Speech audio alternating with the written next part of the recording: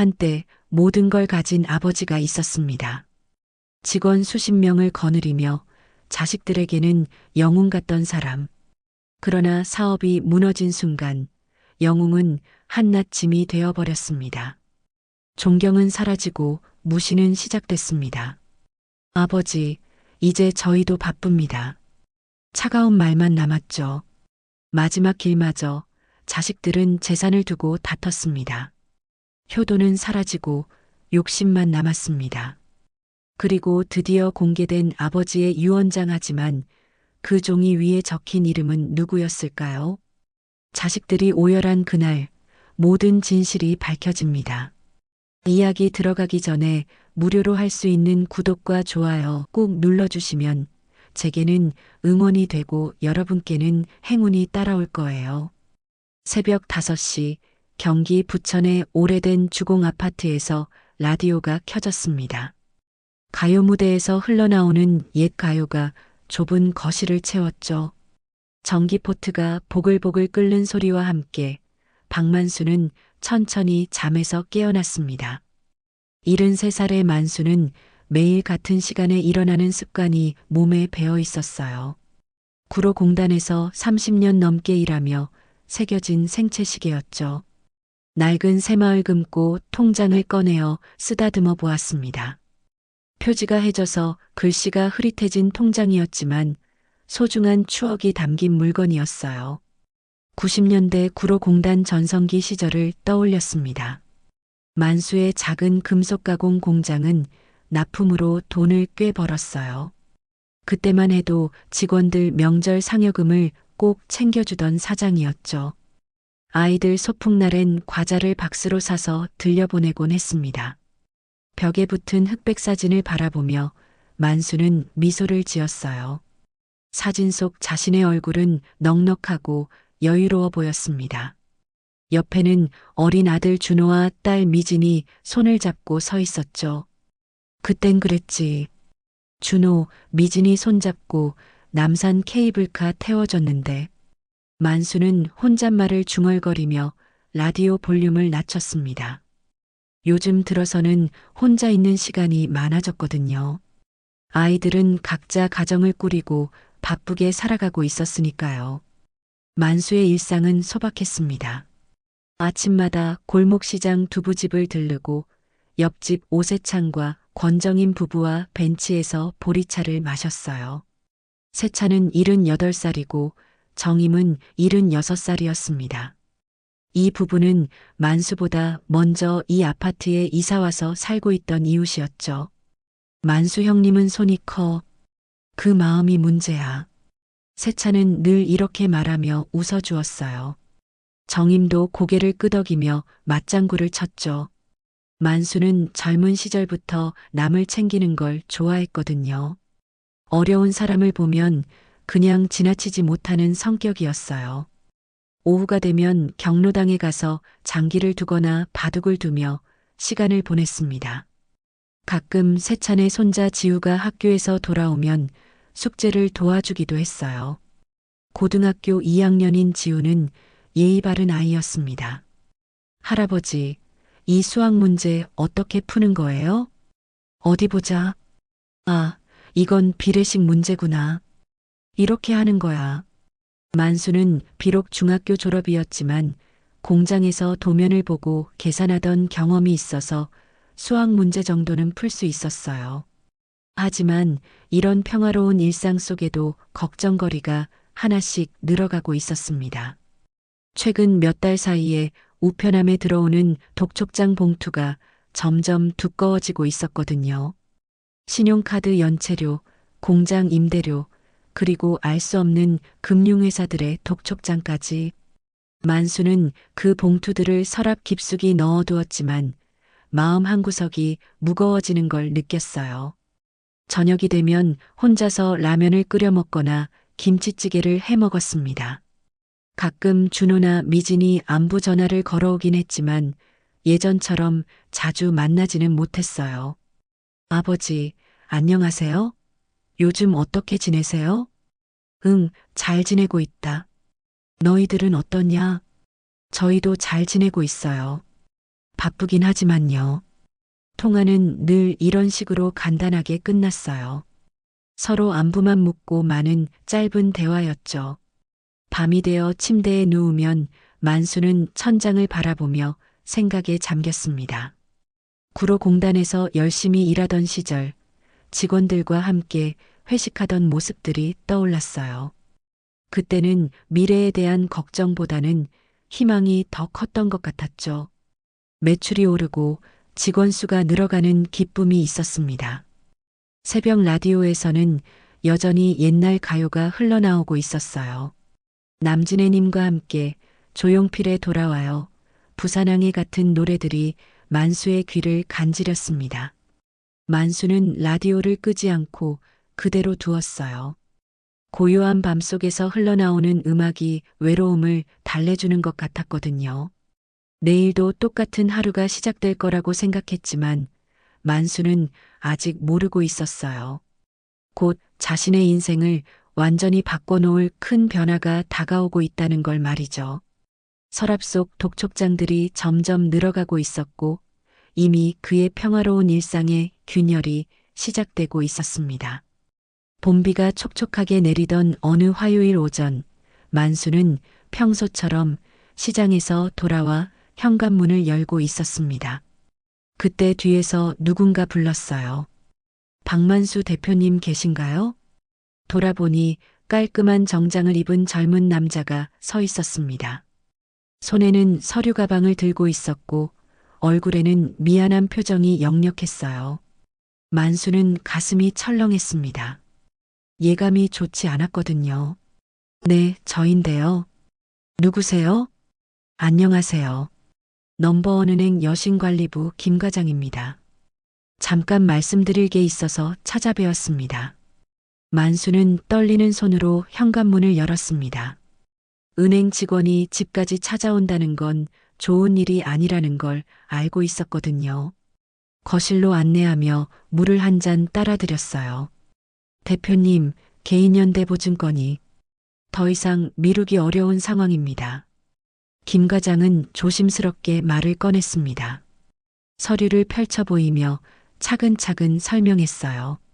만수가 몇 년 전 지인의 사업자금 대출에 연대보증을 서준 건이었습니다. 그 지인이 사업에 실패하면서 잠적해버렸고 이제 연대보증인인 만수가 책임져야 하는 상황이 온 거였죠. 금액이 얼마나 됩니까? 원금과 이자를 합쳐서 8,500만 원 정도입니다. 만수는 머리가 하얘졌습니다. 8,500만 원이라니 지금 만수에게는 천문학적인 금액이었어요. 연금으로는 한 달에 겨우 100만 원 남짓 들어오는 상황에서 말이죠. 사실 만수의 작은 금속 가공 공장 대성정밀은 이미 몇 달 전에 문을 닫은 상태였습니다. 코로나가 터진 이후 거래처들이 하나둘 대금 지급을 미루기 시작했어요. 처음에는 한두 달 정도 기다리면 될 거라고 생각했는데 상황이 점점 악화됐습니다. 잠깐만 기다려줘. 다음 달에는 꼭 입금할게. 사장님, 저희도 어려워요. 조금만 더 기다려주세요. 거래처마다 똑같은 말만 반복했어요. 결국 만수는 직원들 월급을 챙기기 위해 사채까지 손을 댔습니다. 그래도 끝까지 직원 9명의 월급만큼은 밀리지 않게 하려고 애썼어요. 그게 사장으로서의 마지막 의리라고 생각했거든요. 하지만 결국 공장은 버티지 못했습니다. 임대료도 밀렸고 전기료도 끊어질 지경이었어요. 만수는 어쩔 수 없이 직원들에게 작별 인사를 해야 했습니다. 미안하다. 내가 능력이 부족해서 이런 일이. 사장님, 괜찮습니다. 이런 때라 어쩔 수 없잖아요. 직원들은 오히려 만수를 위로해줬어요. 그 모습을 보며 만수는 더욱 마음이 아팠습니다. 김 과장이 떠난 후 만수는 한참 동안 멍하니 앉아 있었어요. 창밖으로 내리는 봄비가 왠지 쓸쓸해 보였습니다. 이런 상황에서 아이들에게 연락하기가 망설여졌지만 달리 방법이 없었어요. 저녁 무렵 준호와 미진에게 전화를 걸었습니다. 준호야, 미진아. 아버지가 좀 급한 일이 생겼는데 시간 되면 집에 좀 와줄 수 있겠니? 무슨 일이세요, 아버지? 전화로는 얘기하기 어렵고 직접 만나서 이야기하자. 그날 밤 아이들이 집에 왔습니다. 준호는 피곤해 보였고 미진이는 급히 나온 듯 화장기 없는 얼굴이었어요. 만수는 차근차근 상황을 설명했습니다. 내가 연대보증금을 갚아야 하는 상황이야. 방법이 없을까 해서 너희를 부른 거다. 준호가 먼저 입을 열었습니다. 아버지, 사실 저도 요즘 카페 운영이 어려워요. 매출이 예전 같지 않고 임대료도 올라서. 미진이도 고개를 끄덕였어요. 저도 분양권 투자한 게 잘못됐어요. 오히려 손해를 봤거든요. 하지만 잠시 후 준호가 조심스럽게 말했습니다. 아버지, 그런데 혹시 저희 보증 좀 서주실 수 있을까요? 이번만 넘기면 정말 대박 날 것 같거든요. 미진이도 덧붙였어요. 네, 저도 새로운 투자처가 생겼는데 자금이 조금 부족해서요. 만수는 당황했습니다. 자신이 연대보증 때문에 어려움에 처했다고 얘기했는데 아이들은 오히려 보증을 요청하고 있었어요. 하지만 만수는 묻지 않았습니다. 아버지니까 아이들이 어려우면 도와주는 게 부모의 도리라고 생각했거든요. 알겠다. 서류 가져와라. 며칠 후 만수는 은행에 가서 아이들을 위한 보증서에 도장을 찍었습니다. 준호를 위해 3천만 원, 미진이를 위해 2천만 원. 자신의 상황은 해결되지 않았지만 아이들만큼은 도와주고 싶었어요. 하지만 운명의 칼날은 정확했습니다. 몇 주 후 준호의 카페 사업이 실패했다는 소식이 들려왔어요. 미진이의 투자도 사기였다는 게 밝혀졌습니다. 연쇄 부도의 악순환이 시작된 거였어요. 결국 만수의 공장은 완전히 문을 닫았고 그가 세월처럼 지켜온 이 아파트마저 경매에 넘어갈 위기에 처했습니다. 은행에서는 매일같이 독촉 전화가 걸려왔고 법원에서는 경매 통지서가 날아왔어요. 그날 밤 형광등 아래에서 준호의 목소리는 메말라 있었습니다. 아버지, 저희도 살기 바빠요. 저희 가정도 챙겨야죠. 미진이도 차갑게 덧붙였어요. 이제 저희는 각자 가정이 있어요. 아버지 때문에 애들 학원도 못 보내겠어요. 만수는 한참 동안 입술을 달싹거렸습니다. 하고 싶은 말이 목까지 올라왔지만 결국 아무 말도 하지 못했어요. 아이들의 차가운 시선이 가슴을 후볐지만 그래도 이해하려고 했습니다. 그들도 각자의 삶이 있으니까요. 하지만 그날 밤 만수는 잠을 이룰 수 없었습니다. 평생 믿고 살아온 가족이라는 이름이 이렇게 허무하게 느껴질 줄은 몰랐거든요. 아이들이 떠난 후 며칠이 흘렀습니다. 만수는 매일 우편함을 확인하는 게 두려워졌어요. 법원에서 오는 서류들이 계속 쌓여갔거든요. 경매 진행 통지서, 명도 소송 안내문, 최종 경고장까지 글자 하나하나가 만수의 가슴을 후볐습니다. 박만수님, 댁에 계신가요? 어느 날 오후 법원 집행관이 찾아왔습니다. 정중하지만 단호한 목소리였어요. 만수는 떨리는 손으로 문을 열었습니다. 네, 저입니다. 경매가 확정됐습니다. 한 달 안에 집을 비워주셔야 해요. 죄송합니다. 집행관이 건넨 서류에는 명확한 날짜가 적혀 있었습니다. 4월 15일까지. 이제 정말 한 달밖에 남지 않았어요. 그날 밤 만수는 준호와 미진에게 마지막으로 전화를 걸었습니다. 집이 경매로 넘어가게 됐다. 한 달 안에 나가야 해. 전화 너머로 잠시 침묵이 흘렀어요. 준호가 먼저 입을 열었습니다. 아버지, 저희 집은 공간이 좀 부족해서요. 아이들도 있고, 미진도 비슷한 반응이었습니다. 저희도 형편이 어려워서요. 임시로라도 모시기가 어려워요. 만수는 더 이상 말하지 않았습니다. 이미 예상했던 대답이었거든요. 알겠다. 내가 알아서 할게. 전화를 끊고 나서 만수는 혼자 웃었습니다. 쓸쓸한 웃음이었어요. 평생 가족을 위해 살아왔는데 정작 자신이 어려울 때는 기댈 곳이 없다는 게 참 아이러니했습니다. 다음 날부터 만수는 이사 준비를 시작했습니다. 30년 넘게 모아온 살림살이들을 하나하나 정리하는 일은 생각보다 힘들었어요. 추억이 담긴 물건들을 버리기가 쉽지 않았거든요. 이거 얼마에 가져가실 수 있나요? 중고 매장 사장이 가구들을 둘러보며 말했습니다. 전부 합쳐서 100만 원이면 가져가겠어요. 100만 원. 30년간 정성스럽게 꾸린 집이 고작 100만 원의 가치밖에 안 된다니. 하지만 만수는 고개를 끄덕였습니다. 선택의 여지가 없었거든요. 이사를 일주일 앞두고 옆집 세찬이 찾아왔습니다. 형님, 어디로 가실 거예요? 만수는 솔직하게 대답했습니다. 아직 정하지 못했어. 고시원이나 쪽방을 알아보고 있는데 보증금이 문제더라고. 세찬의 얼굴에 걱정이 스쳐 지나갔습니다. 형님, 혹시 괜찮으시다면. 하지만 만수는 고개를 저었습니다. 고맙지만 괜찮아. 내가 알아서 할게. 드디어 이사하는 날이 왔습니다. 이삿짐 센터 직원들이 남은 짐들을 트럭에 실었어요. 대부분은 창고에 맡기기로 했습니다. 당장 가져갈 곳이 없었거든요. 이삿짐 트럭이 아파트 단지를 빠져나가는 모습을 바라보며 만수는 깊은 한숨을 내쉬었습니다.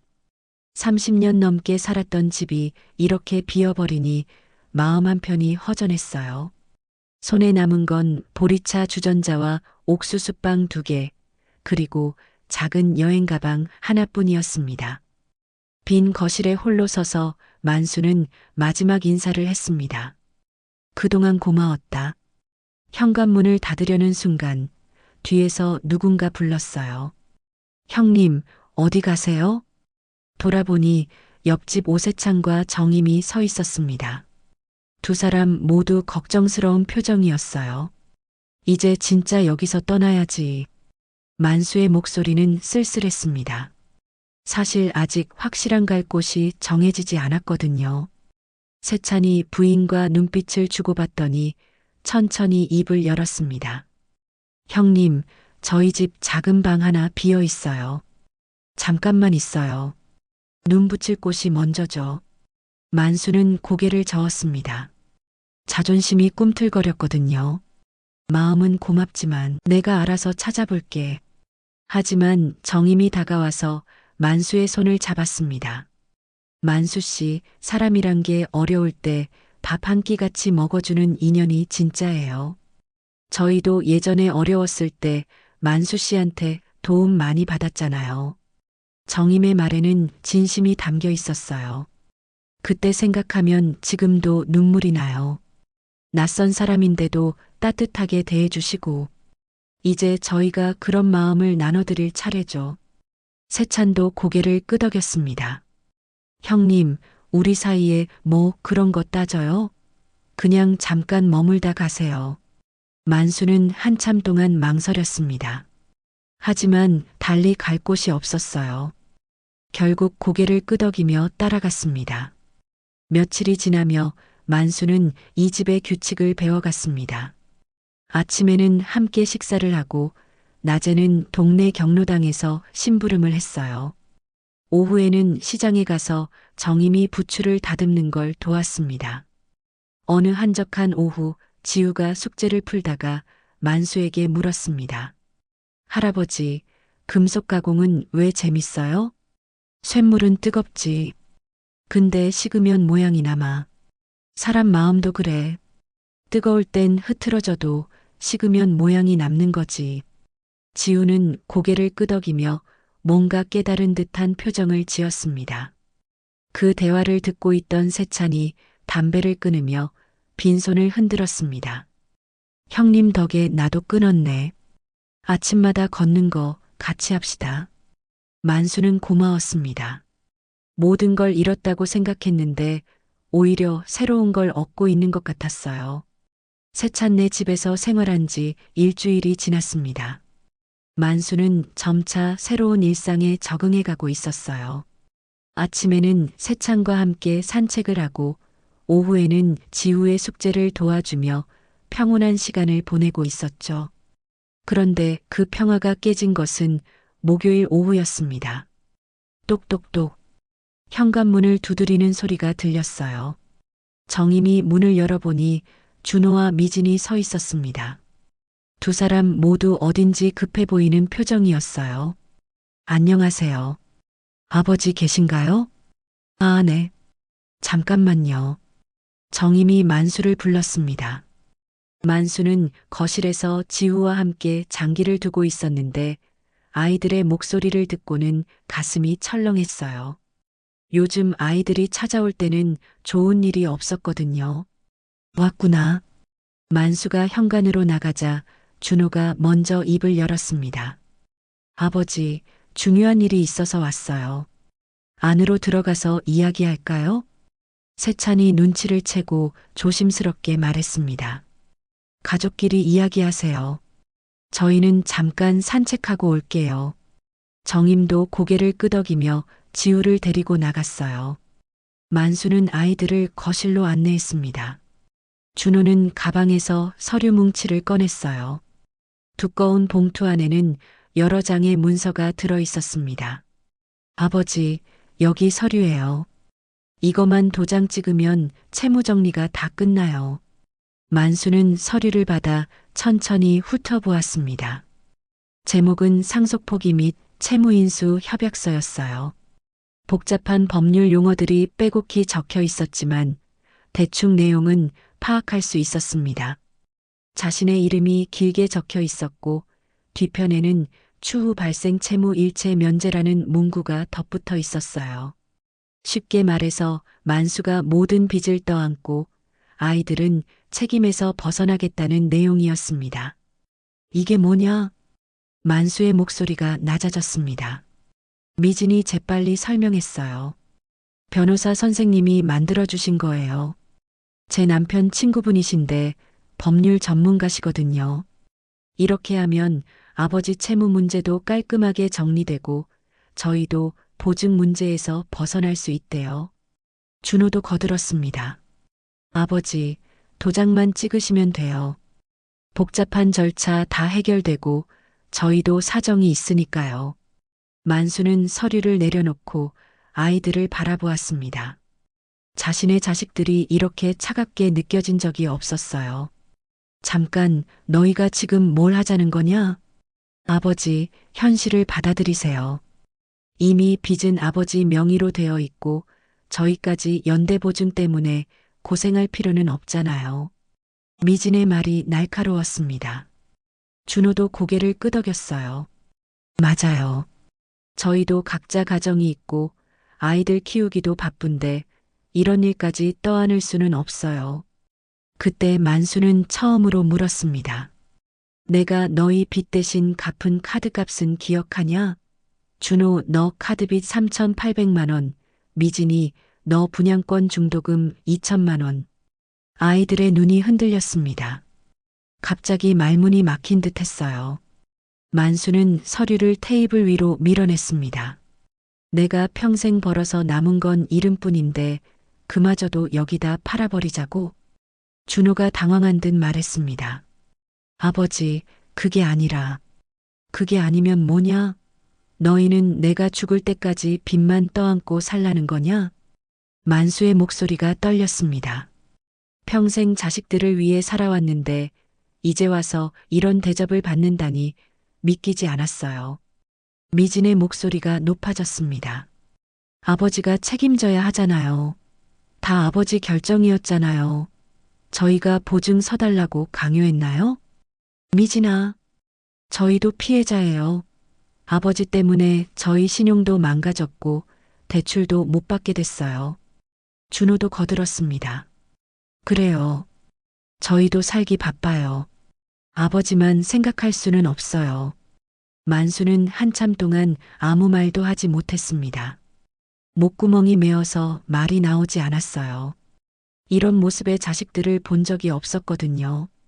너희가 정말 내 자식들이 맞냐? 아버지, 감정적으로 생각하지 마세요. 현실적으로 접근해야죠. 미진의 말이 차가웠습니다. 준호도 시계를 보며 재촉했어요. 아버지, 시간도 없어요. 오늘 안에 처리해야 하는 일이거든요.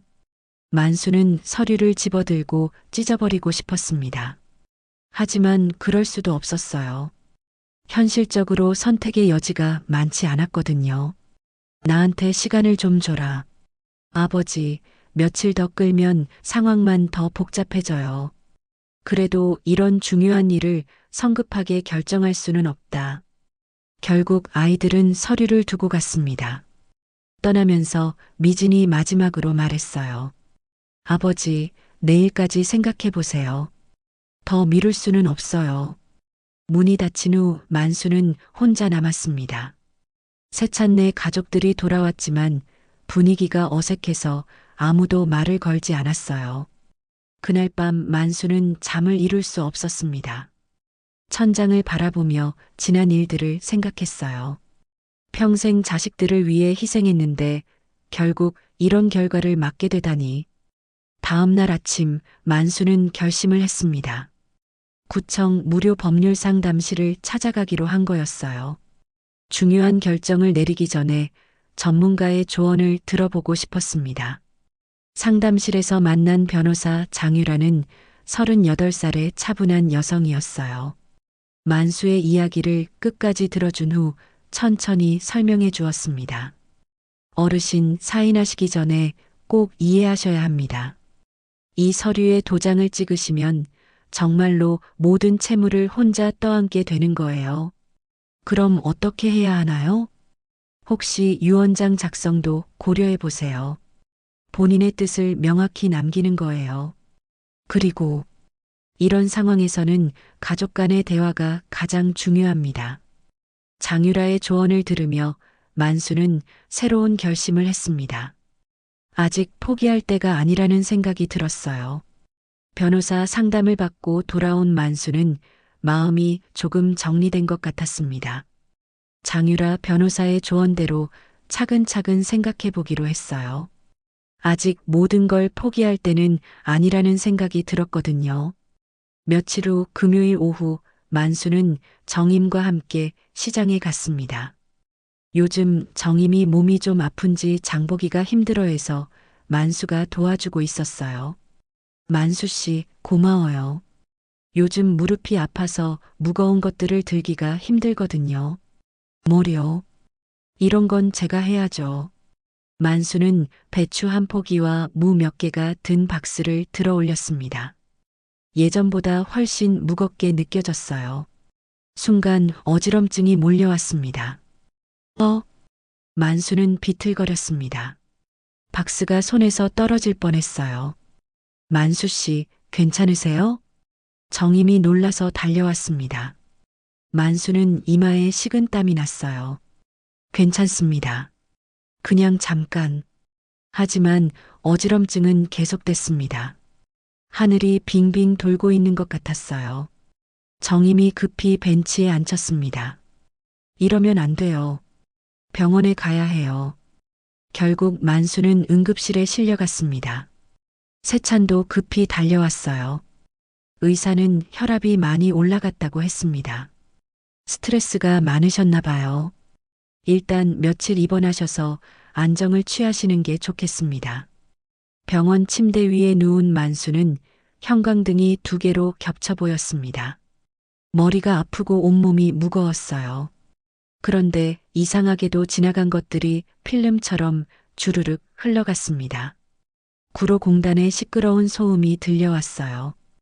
프레스 기계가 돌아가는 소리, 직원들이 웃으며 이야기하는 소리. 그때는 정말 행복했었죠. 매일 일찍 출근해서 늦게까지 일하는 게 힘들지 않았어요. 가족을 위해서라면 뭐든 할 수 있었거든요. IMF 때가 떠올랐습니다. 하루아침에 밀려나던 계약서들, 직원 한 명 한 명을 집으로 보내야 했던 그 마음. 그때도 견뎌냈었는데 내가 끝까지 못 지켜서 미안하다. 만수는 혼잣말을 중얼거렸습니다. 옆에 있던 세찬이 손을 잡아주었어요. 형님, 무슨 말씀을 그렇게 하세요? 곧 나으실 거예요. 며칠 후 만수는 퇴원했습니다. 의사는 무리하지 말고 충분히 쉬라고 당부했어요. 세찬네 집으로 돌아온 만수는 고마운 마음에 뭔가 해주고 싶었습니다. 지후야, 할아버지가 군고구마 사올게. 요즘 날씨가 쌀쌀해졌으니까. 할아버지, 몸이 안 좋으신데 나가지 마세요. 괜찮다. 잠깐만 다녀올게. 만수는 근처 슈퍼에 가서 군고구마를 몇 개 샀습니다. 따뜻한 걸 사들고 가면 가족들이 좋아할 거라고 생각했어요. 집으로 돌아가는 길에 마음이 편안했습니다. 다들 모여라. 할아버지가 맛있는 거 사왔다. 거실에 모인 세찬네 가족들과 함께 군고구마를 나눠 먹었어요. 지우는 할아버지가 사주신 게 제일 맛있어요 라고 말했고, 정임은 몸 조심하세요라며 걱정해 주었습니다. 소소하지만 따뜻한 시간이었어요. 그런데 그때였습니다. 갑자기 만수가 쓰러졌어요. 할아버지. 지우가 소리쳤습니다. 세찬과 정임이 급히 달려왔어요. 만수는 의식을 잃은 상태였습니다. 119에 신고해. 다시 응급실로 실려간 만수. 이번에는 상태가 심각했습니다. 의사는 뇌졸중 초기 증상이라고 했어요. 중환자실로 옮겨졌지만 의식을 회복하지 못했습니다. 세찬이 준호와 미진에게 연락했습니다. 아이들은 병원으로 달려왔지만 이미 늦었어요. 만수는 그날 밤 조용히 숨을 거두었습니다. 장례식장 빈소에는 만수의 영정사진이 걸렸습니다. 90년대에 찍었던 사진으로 환하게 웃고 있는 모습이었어요. 검은 정장을 입은 준호는 계속 핸드폰을 붙잡고 있었고, 미진은 향을 올리며 눈물을 닦았습니다. 조문객들이 찾아왔어요. 옛날 공장 직원들도 몇 명 왔고, 동네 어르신들도 오셨습니다.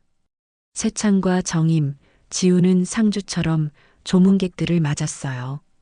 고인이 정말 좋은 분이셨어요. 저희한테 많이 도와주셨거든요. 정임이 조문객들에게 말했습니다. 세찬도 고개를 끄덕였어요. 형님은 마음이 넓으신 분이었어요. 어려운 사람 보면 그냥 지나치지 못하시는. 그런데 빈소 한쪽에서는 다른 소리가 오가고 있었습니다. 아버지 통장 비밀번호 혹시 알아? 준호가 미진에게 조용히 물었어요. 모르겠어. 연금 통장이라도 찾아야 할 텐데. 어머니 묘지 관리비도 있잖아. 빨리 정리해야 할 것들이 많아.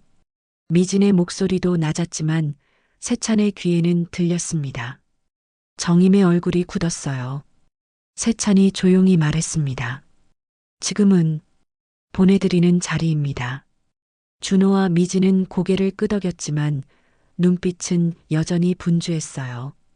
장례를 치르는 것보다 정리해야 할 일들이 더 걱정인 것 같았습니다. 이틀 후 발인을 마치고 아이들은 급히 은행과 관련 기관들을 돌아다녔어요. 통장 정리, 연금 해지, 보험금 청구까지 바쁘게 움직였습니다. 그런데 며칠 후 뜻밖의 연락이 왔어요. 법무법인에서 온 유원장 공개 일정 통지였습니다. 유원장이 있다고요? 준호가 전화를 받으며 놀랐습니다.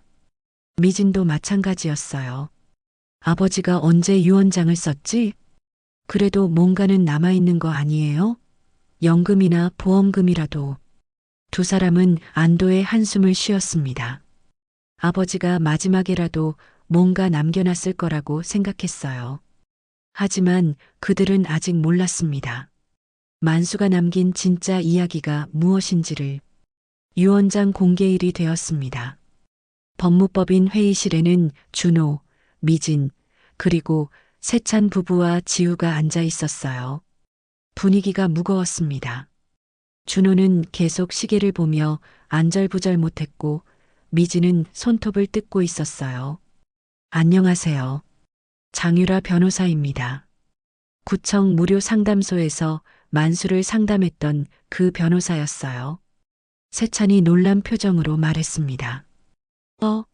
선생님이 여기 계시네요. 네, 고인께서 생전에 저를 찾아오셔서 유언장 작성을 의뢰하셨습니다. 장유라는 차분한 목소리로 설명했습니다. 테이블 위에는 작은 바인더와 USB 그리고 봉인된 유언장이 놓여 있었어요. 유언장 공개에 앞서서 고인께서 생전에 저에게 맡기신 자료들이 있습니다. 먼저 이것부터 보시죠. 장유라가 작은 바인더를 꺼냈습니다. 낡은 공책이었는데 표지에는 정리 노트라고 만수의 손글씨로 적혀 있었어요. 고인께서 마지막 몇 달 동안 직접 작성하신 기록입니다. 몇 쪽을 읽어드리겠습니다.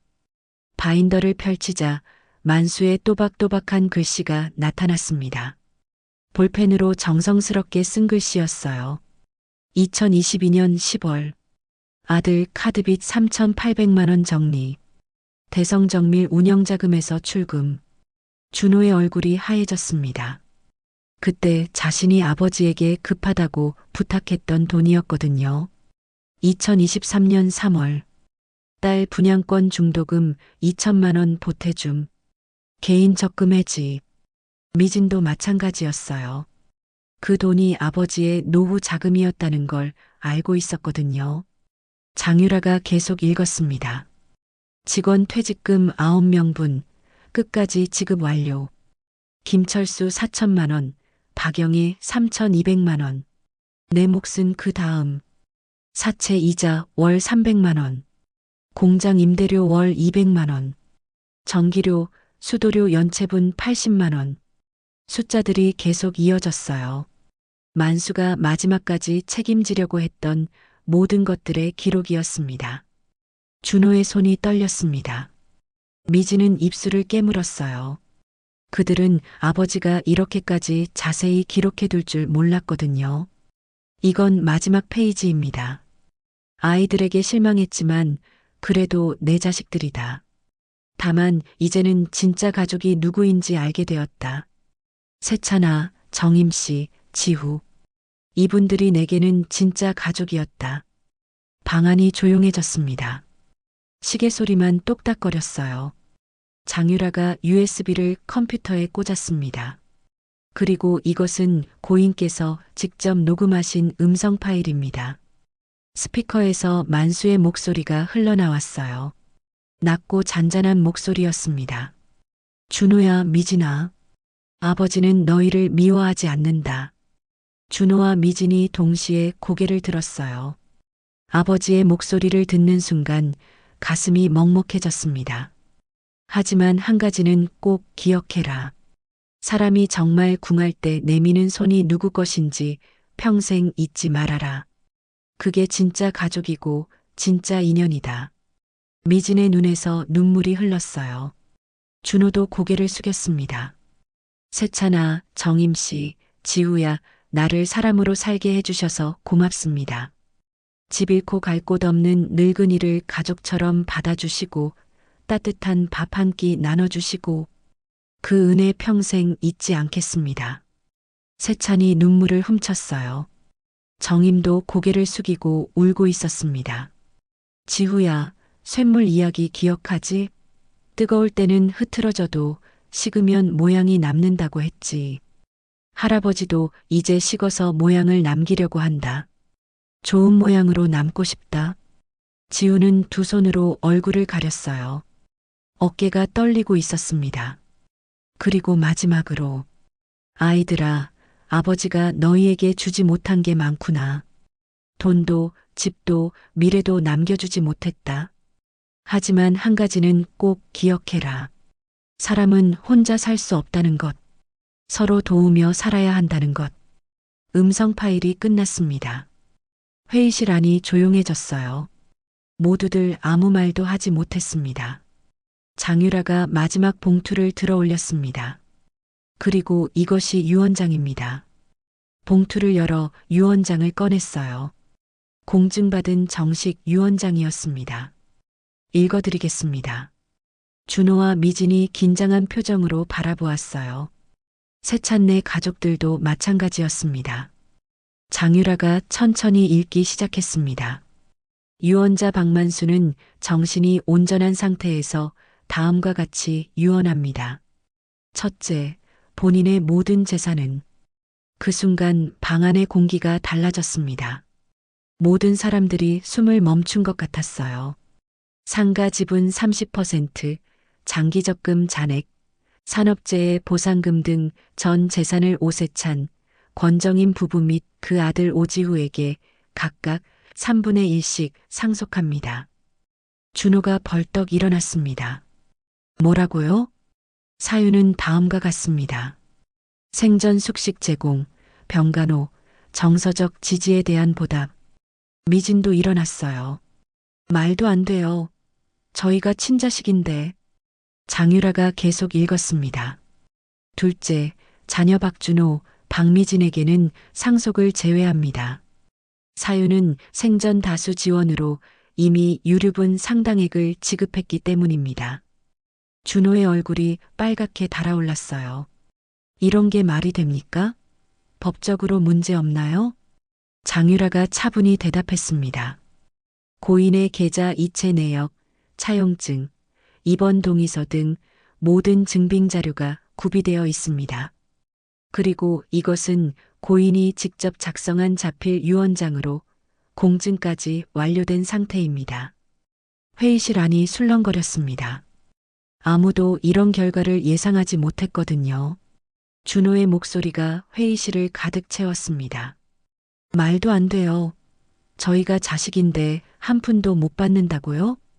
장유라 변호사는 침착하게 서류를 정리하며 대답했습니다. 유언장은 법적으로 유효합니다. 고인께서 생전에 충분한 증빙 자료를 준비해 두셨거든요. 미진도 목소리를 높였어요.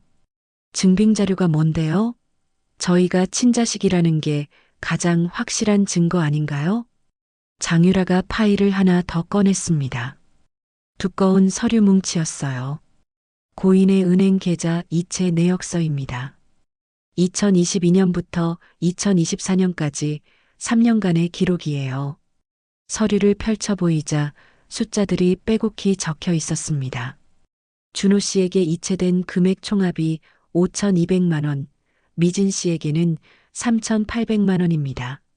모두 고인의 개인 계좌에서 출금된 것들이에요. 준호가 당황한 표정으로 말했습니다. 그건 급할 때 잠깐 빌린 거였어요. 나중에 갚으려고 했는데.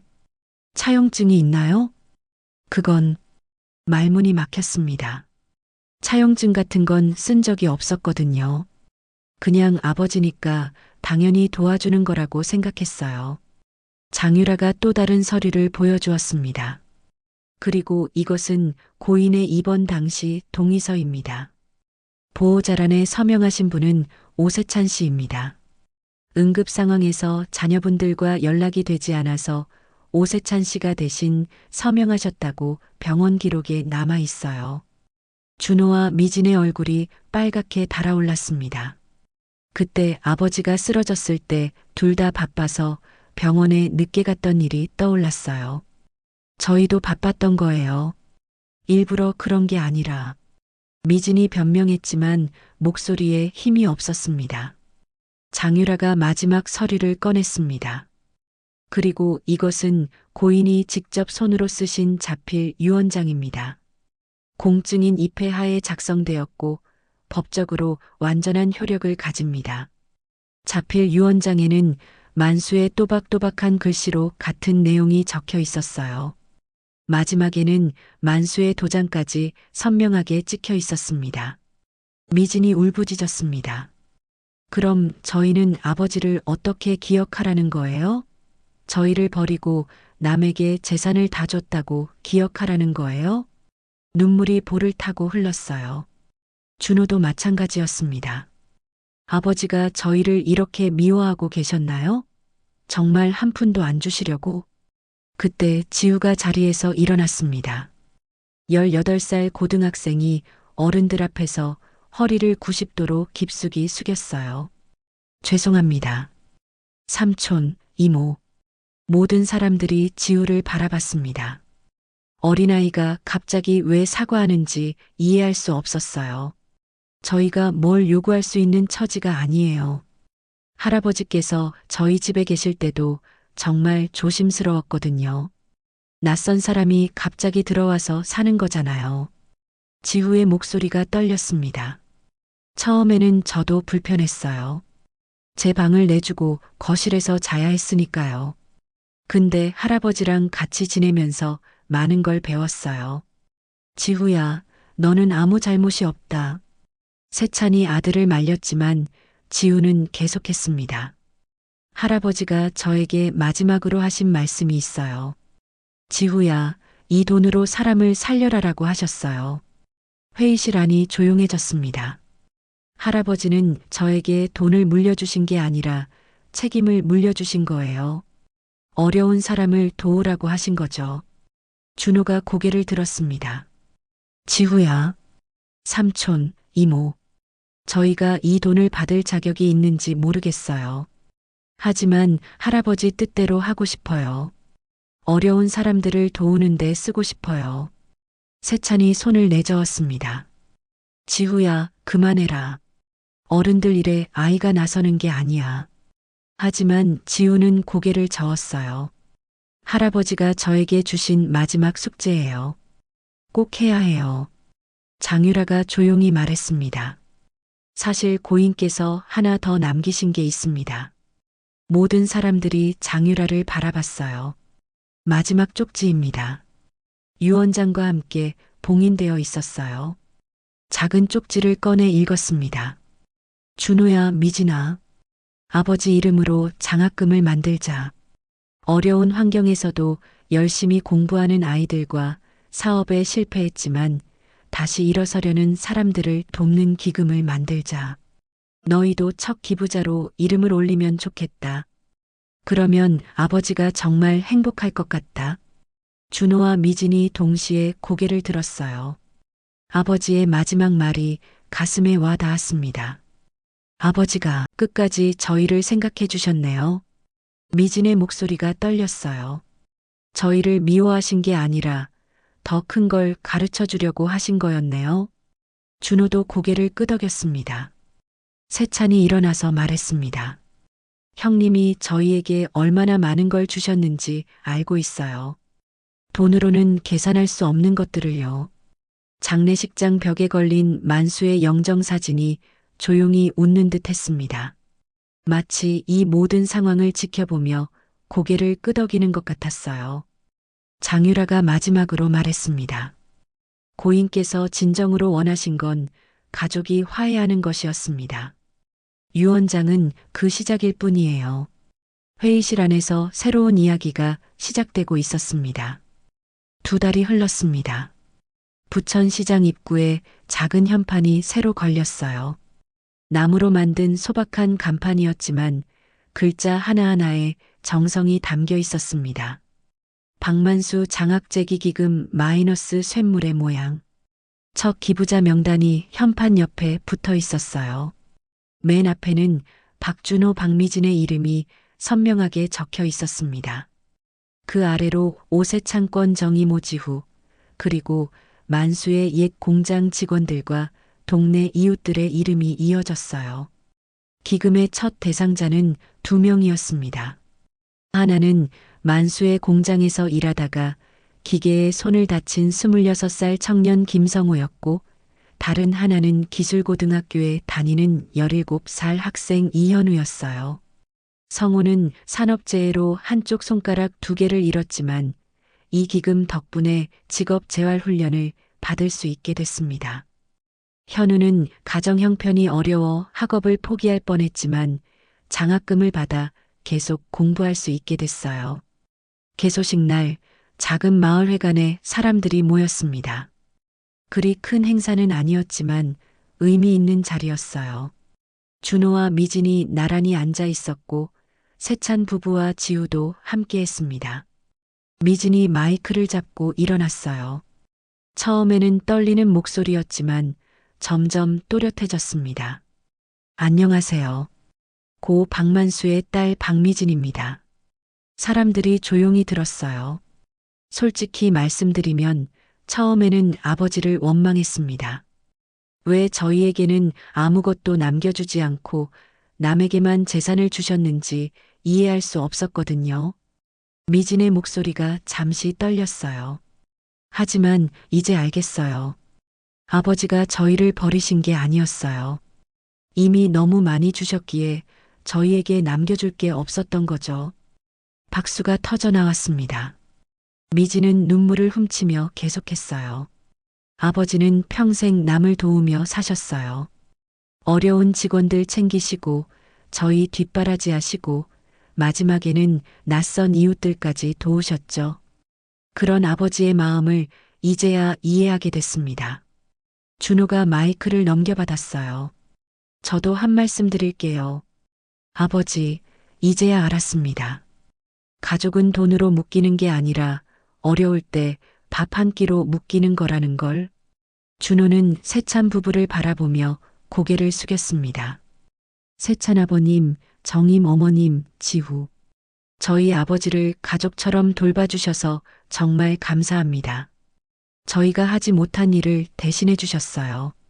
세찬이 손을 흔들며 말했습니다. 무슨 말씀을 그렇게 하세요?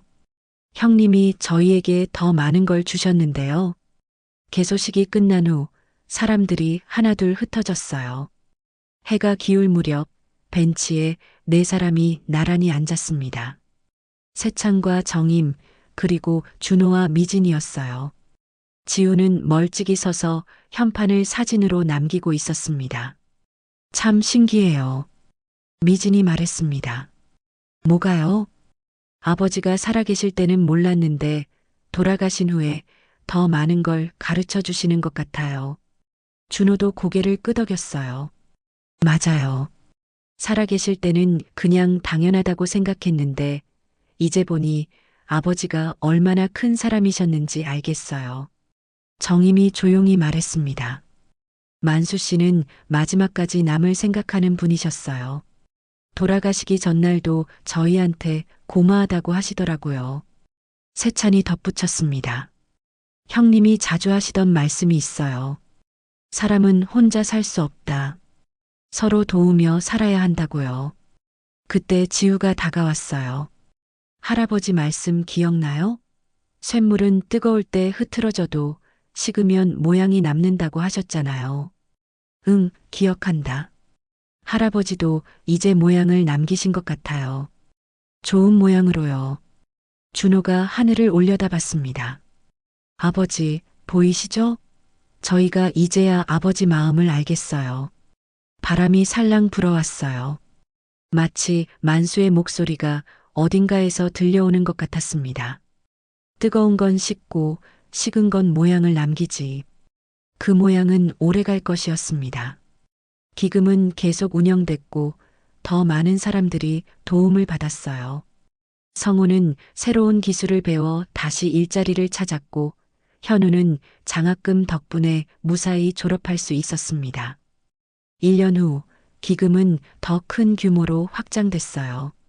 준호와 미진이 매달 꾸준히 기부했고 세찬 부부도 연금에서 조금씩 보탰습니다. 지우는 대학에 진학했지만 방학 때마다 기금 일을 도왔어요. 어느 날 준호가 세찬네 집을 찾았습니다. 아저씨, 저희가 새 아파트로 이사하는데 같이 사시면 어떨까요? 세찬이 고개를 저었어요. 고맙지만 저희는 여기가 좋아요. 형님과의 추억이 많은 곳이거든요. 그럼 자주 놀러 오세요. 저희도 자주 찾아뵐게요. 가족의 형태는 달라졌지만 마음은 더 가까워졌어요. 피로 맺어진 가족과 마음으로 맺어진 가족이 하나가 됐습니다. 한때 집에서 쫓겨난 노인의 이름은 이제 누군가를 일으켜 세우는 표지가 되었어요. 그리고 남겨진 이들의 가슴에는 늦었지만 확실한 모양 하나가 새겨졌습니다. 사람이 사람을 살리는 모양. 시장 입구 현판 아래로 오늘도 사람들이 지나갑니다. 어려운 일이 있어도 서로 도우며 살아가는 사람들. 만수가 꿈꾸던 세상이 조금씩 현실이 되고 있었어요. 저녁 무렵 지우가 현판 앞에서 혼자 서 있었습니다. 할아버지, 잘하고 있죠? 바람이 답하는 것 같았어요. 따뜻하고 부드러운 바람이었습니다. 그렇게 만수의 이야기는 끝이 아닌 새로운 시작이 되었습니다. 한 사람의 삶이 남긴 모양이 계속해서 다른 사람들의 삶을 바꿔가고 있었어요. 쇳물은 식었지만 그 모양은 영원히 남을 것입니다. 오늘 사연은 여기까지입니다. 끝까지 함께 해주셔서 감사드립니다. 구독과 좋아요 눌러주시면 앞으로도 좋은 이야기로 보답드리겠습니다. 늘 건강하세요.